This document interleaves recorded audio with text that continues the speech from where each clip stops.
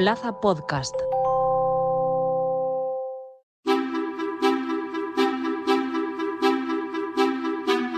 El verano será más caluroso de lo normal en toda España, tras la octava primavera más cálida de este siglo.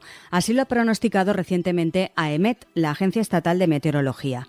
Desde 2006 han tenido lugar 8 de las 10 primaveras más cálidas en nuestro país. A finales de mayo, algunas regiones de España registraron 39 grados. Con el aumento global de las temperaturas, entender cómo el calor extremo afecta a nuestro cuerpo es crucial.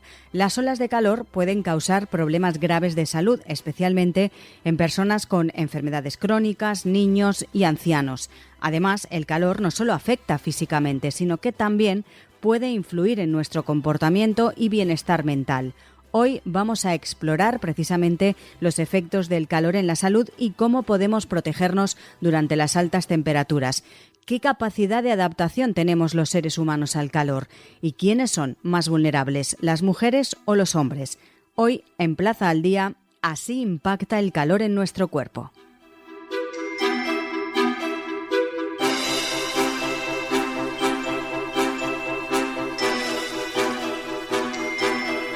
Para hablar de esta cuestión, saludamos al profesor de investigación del Instituto de Salud Carlos III, Julio Díaz. Señor Díaz, muy buenas. Hola, ¿qué tal? Vamos a hablar del calor, de cómo afecta o si afecta o no, de qué manera a nuestro cuerpo. ¿Cuál sería, señor Díaz, el principal desafío que presenta el ritmo del aumento de temperaturas, que lógicamente poco a poco van subiendo más, debido al cambio climático?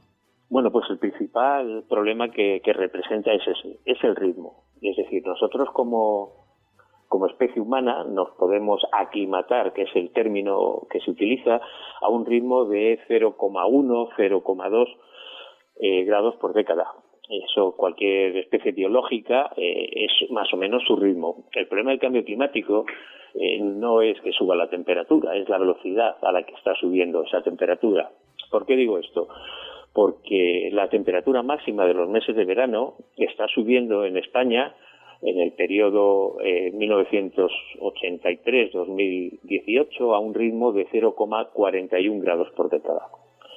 Por lo tanto, si nosotros nos podemos aclimatar a 0,1 y la temperatura está subiendo a 0,4, tenemos un problema.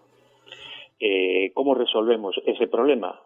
Pues con la inteligencia y articulando medidas que complementen esa aclimatación. Y eso es lo que se llama adaptación. Es decir, utilizando planes de prevención, utilizando aire acondicionado, utilizando un buen acondicionamiento de las ciudades. Todo eso es lo que constituye la adaptación. Y su objetivo es que poder soportar ese ritmo de 0,4 grados por década y que va a seguir subiendo. Sí, por desgracia sí, ya nos lo dijeron ayer nuestros amigos de AEMET. Y, señor Díaz, ¿cómo afecta este ritmo acelerado a la capacidad del cuerpo humano para precisamente, como dice usted, aclimatarse? Bueno, normalmente las personas piensan, cuando hablamos de olas de calor, que la mortalidad se produce por golpe de calor. Es decir, una persona que está sana y que en un momento determinado se expone a altas temperaturas y esa persona pues tiene un síncope o incluso puede llegar a fallecer. Eso solamente supone un 2% de la mortalidad atribuible a olas de calor. En general, lo que hace el calor es agravar otras patologías. Es decir, el calor lo que hace es que una persona que tenga una enfermedad respiratoria, una enfermedad cardiovascular, una enfermedad renal, una enfermedad neurológica, lo que hace el calor es agrava esa patología y esa persona puede ingresar en un hospital y en los casos extremos fallecer. Un dato concreto, en España en el año 2003, que es cuando, digamos, empieza a tomarse en serio esto del calor, en 15 días de agosto hay un exceso de muertes de 6.600 personas. Solo 140 fallecieron por golpe de calor. Es decir, lo que hace nuestro cuerpo es, por determinadas patologías, que utilizan incluso algunas de ellas medicación, lo que hacen no tienen, por ejemplo, una persona que tenga un problema neurodegenerativo, Parkinson, Alzheimer, esas personas, su termostato, digamos, su hipotálamo, no controla esos cambios de temperatura. Por lo tanto, no tienen sensación de calor, por lo tanto, no sudan. Además, no tienen sensación de sed, por lo tanto, no beben. y además se produce con el tipo de medicación que están tomando pues una deshidrólisis, es decir, pierden electrolitos, y eso es en muchos casos lo que puede llevar a que una persona con una enfermedad neurodegenerativa sea especialmente vulnerable en olas de calor.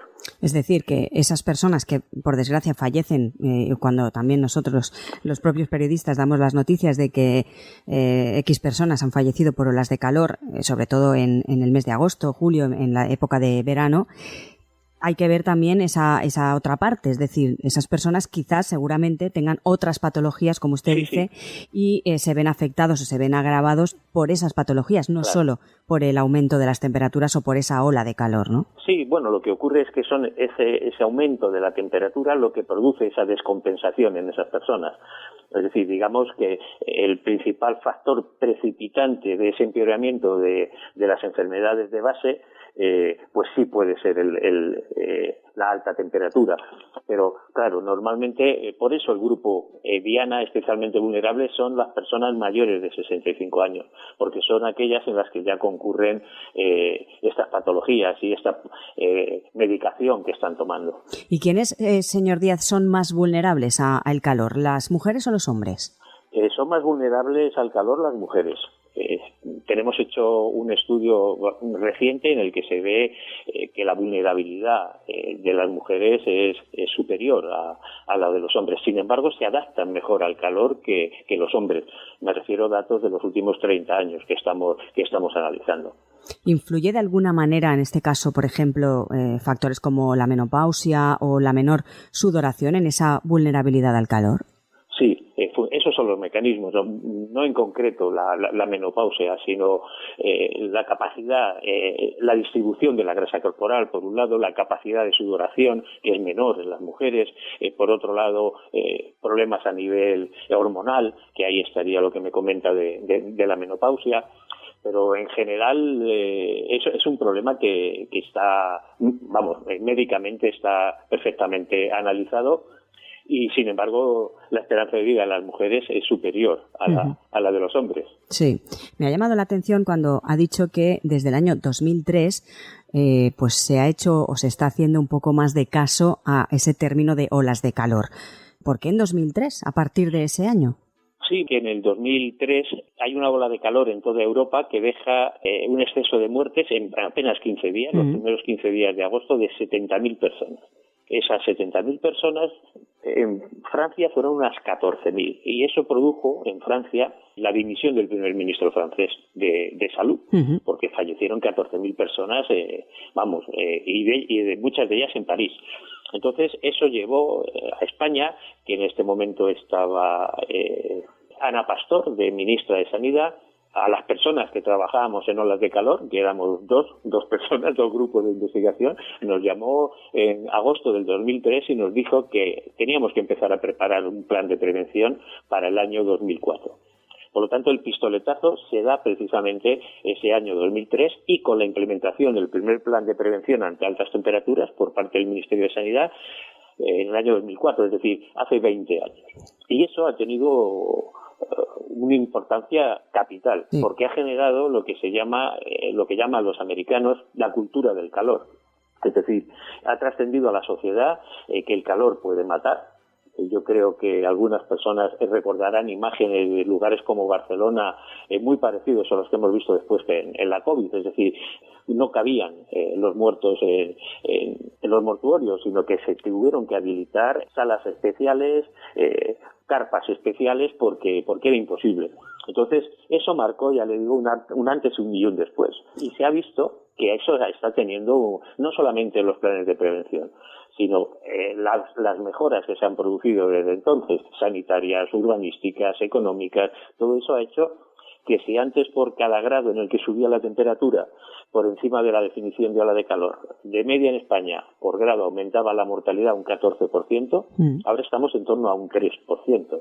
Es decir, se ha visto que hay un punto de inflexión claro en ese año 2003, bueno, en este caso 2004, que es cuando empezamos a analizar el impacto de los planes de prevención. Decíamos antes que recientemente AEMET ha dicho y han manifestado que este verano será bastante cálido, tendremos mucho calor. El verano pasado ya fue bastante cálido y con temperaturas muy altas, bastante sofocante. También han anunciado que poco a poco los veranos pues van a ir siendo más cálidos progresivamente. Esos planes de prevención también cada año se adelantan más. Bueno, los planes de prevención este año, por ejemplo, en concreto ha empezado el 15 de mayo. Uh-huh. O sea, la idea que hay en el Ministerio de Sanidad es que los planes de prevención no los active el calendario, sino que los active las temperaturas. Lógico. Es decir, que estén siempre latentes, y si hay una temperatura en abril por encima de lo que podría ser una ola de calor, que ese plan de prevención automáticamente se ponga a funcionar. Lo que sí está ocurriendo es que, pues como comentábamos antes, las altas temperaturas ya no llegan a partir del 1 de junio, sino que este año y el año pasado, en abril, hubo temperaturas muy por encima de lo normal, y en mayo. Por lo tanto, esa es la idea, de que no sea el calendario el que ponga en marcha los planes de prevención, sino que sea la propia temperatura, que es lógicamente lo que se está atendiendo. Lo que hay que tener en cuenta es que, claro, que un plan de prevención como el que tenemos este año, que se ha pasado de dar una temperatura a nivel provincial a dar 182 temperaturas, es decir, se ha dividido las temperaturas en zonas isoclimáticas, de modo que se pueda tener, digamos, un ajuste más fino de cuál es la exposición de la población. No tendría mucho sentido que para toda Valencia hubiese una sola temperatura. Lo que se ha hecho es definir pues 3, 4 por regiones del mismo comportamiento, no solo de temperatura, sino de humedad, para que esa, digamos, exposición esté bastante más, digamos, monitorizada. Esto sirve también para que se pueda dar la alerta en una región y no en toda la provincia. Si tú tienes una provincia con 7 regiones isoclimáticas, como hay en algunos casos en España, antes, si la dabas en toda la provincia, toda la población de esas 7 regiones se veía afectada. Ahora no. Tú puedes dar la alerta en una sola región, con el consiguiente ahorro en la gestión de todos esos recursos. Otro punto, señor Díaz, que me parece importante cuando hablamos de calor, no sé si hay investigaciones recientes que revelan sobre el impacto precisamente del calor en la salud mental, específicamente en términos, por ejemplo, de violencia y agresividad. Sí, nosotros hicimos hace se publicó hace ya bastantes, 3, 4 años, en el que relacionábamos directamente el aumento de la temperatura en olas de calor con la violencia de género. Vimos que un día después de un pico de calor, de una ola de calor, aumentaba las llamadas al 016, 2 días después aumentaba las denuncias en comisaría y 3 días después aumentaba los feminicidios, los asesinatos de mujeres. Evidentemente, el calor no puede justificar el comportamiento para asesinar a nadie, ¿no? Por supuesto. Pero sí se ve que hay una relación entre el aumento de la temperatura y la agresividad. Uh-huh. Pero no solamente, ya le digo, ese caso concreto que hemos analizado aquí en España, sino hay estudios realizados en Brasil, en México, en Estados Unidos, en los que se ve que efectivamente aumentan los robos con violencia, aumentan los homicidios, o sea que está claro, está incluso estudiado. En animales hay estudios que se ve que aumenta la agresividad en perros.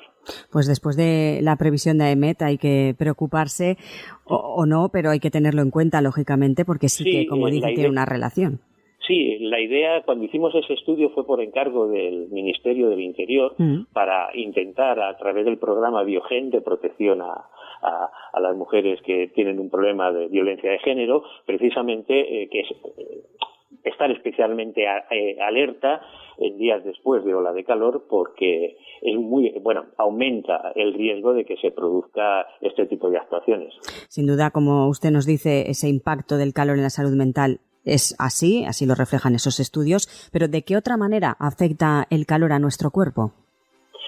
Bueno, hay además de las enfermedades que hemos dicho antes, sí, las respiratorias, cardiovasculares, todas estas, por ejemplo, tenemos estudios en los que se ve que existe una relación entre el aumento de la temperatura y el aumento de los partos prematuros, por ejemplo. Partos prematuros, bajo peso al nacer, se ve que un día después de un pico de calor, estos partos prematuros aumentan. ¿Por qué?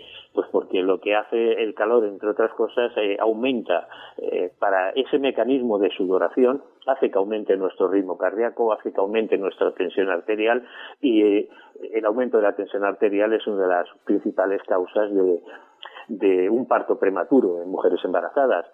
Tenemos hechos estudios en los que se relaciona también con enfermedades renales, también con enfermedades metabólicas, endocrinas, es decir, todo lo que produce el calor, que en el fondo es una descompensación de electrolitos, digamos que sería, y un aumento del ritmo cardíaco para aumentar esa sudoración, todo eso se repercute en el organismo. Algo bueno tiene el calor en nuestro cuerpo, porque después de escucharle la verdad es que no podemos ser muy optimistas, pero no sé si hay una parte positiva, una parte beneficiosa para nuestro cuerpo o no. Hombre, por dar un tinte positivo, lo que se está viendo es que, por ejemplo, en España sí hay una adaptación al calor. Es decir, la temperatura, como decíamos antes, está aumentando a un ritmo de 0,4 grados por década.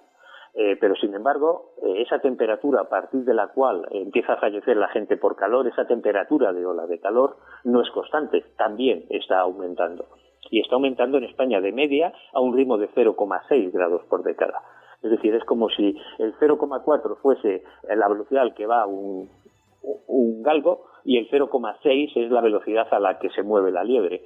Nosotros seríamos la liebre, nos estamos adaptando a ese 0,6. ¿Dónde está el problema?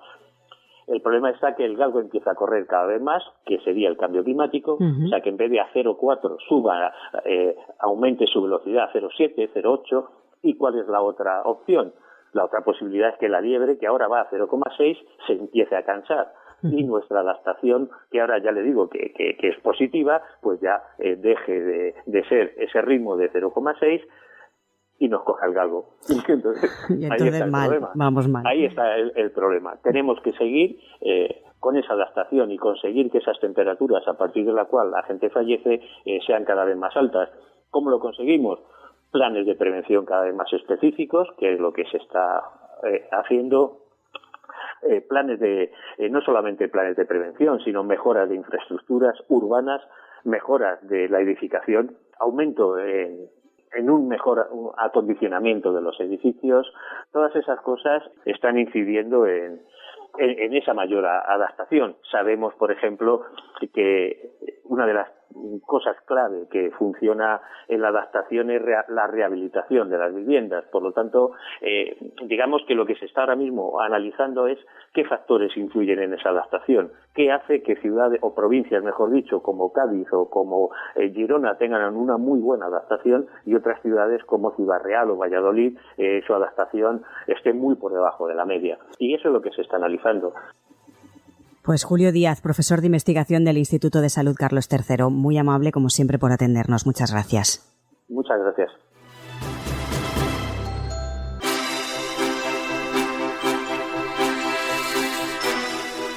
Nos lo decía Julio Díaz. Él subraya que el principal desafío radica en la velocidad con la que aumentan las temperaturas, superando la capacidad de adaptación natural que tenemos los seres humanos. El cambio climático y sus efectos en la salud pública requieren una respuesta, dice, integral y que combine la investigación científica con políticas públicas efectivas y una concienciación social continua.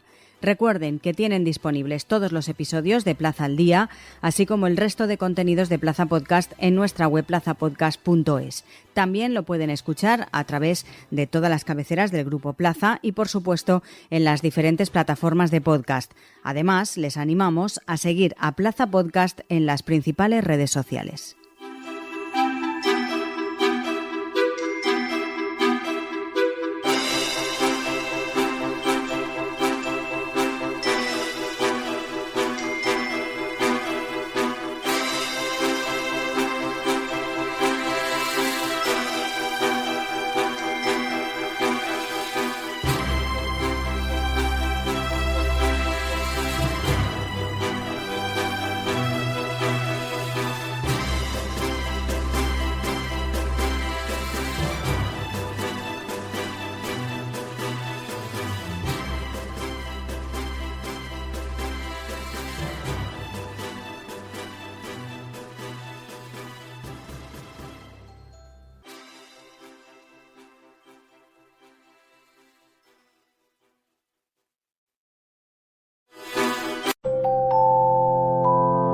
Plaza Podcast.